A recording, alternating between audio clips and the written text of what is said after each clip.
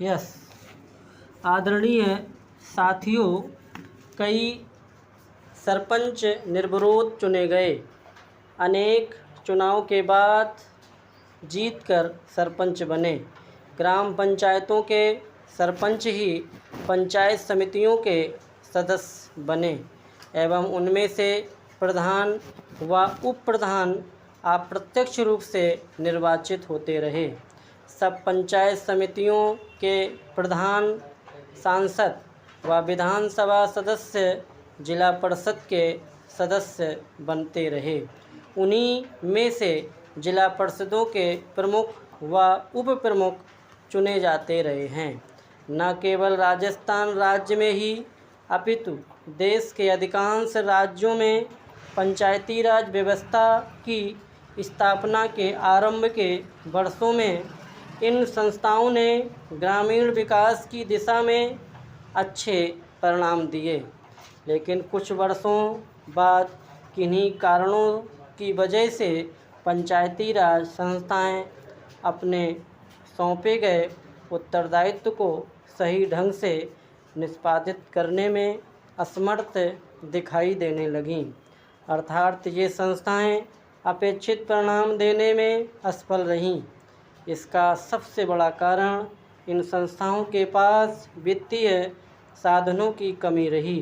साथ ही अधिकांश राज्य सरकारों ने पंचायती राज संस्थाओं के चुनावों में भी अधिक रुचि नहीं ली। पंचायती राज संस्थाओं को अधिक गतिशील बनाने हेतु अशोक मेहता कमेटी में सिफारिश की कि विकास कार्यक्रमों एवं योजनाओं को क्रियान्वयन करने की जिम्मेदारी जिला परिषदों की हो। समिति के अनुसार पंचायतें 10-15 गांवों की मंडल पंचायतें हों तो अधिक सक्षम होंगी। ये मंडल पंचायतें ग्रामीण विकास योजनाओं को क्रियान्वित करेंगी। साथ ही समिति ने पंचायती राज संस्थाओं के चुनाव मुख्य निर्वाचन अधिकारी से करवाने की सिफारिश भी की। ग्रामीण विकास की प्रशासनिक व्यवस्था व गरीबी उन्मूलन समस्याओं हेतु गठित GV.K. राव कमेटी ने जिला स्तर पर योजनाएं बनाने व नियमित चुनाव कराने की सिफारिश की थी।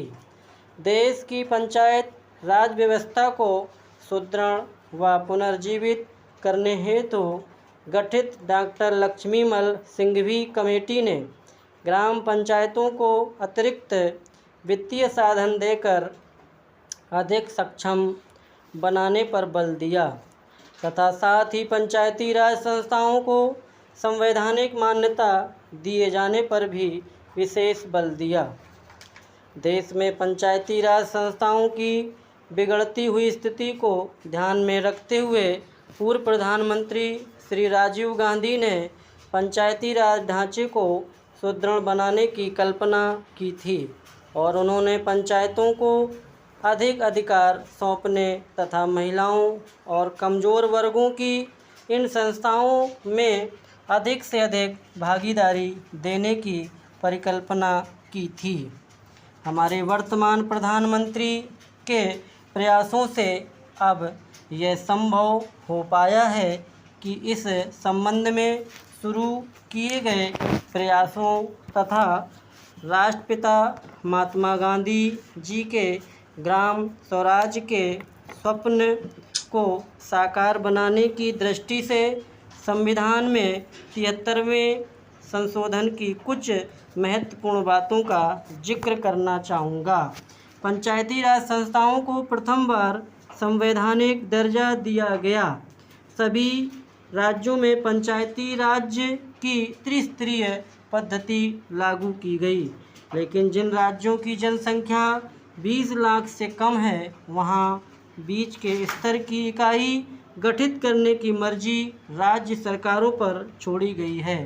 ग्राम सभा को वैधानिक दर्जा दिया गया। हर 5 वर्षों में अनिवार्य रूप से चुनाव होंगे। चुनावों की व्यवस्था एक स्वतंत्र चुनाव आयोग करवाएगा।